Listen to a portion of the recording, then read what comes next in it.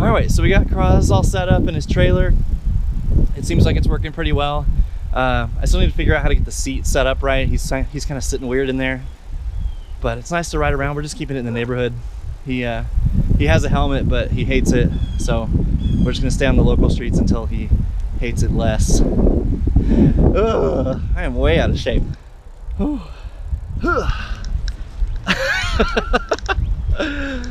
Yeah, cool.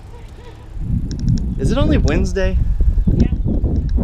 Guys, this week is taking forever. So I guess tomorrow's Thursday. I'll see you then. I'll see you tomorrow.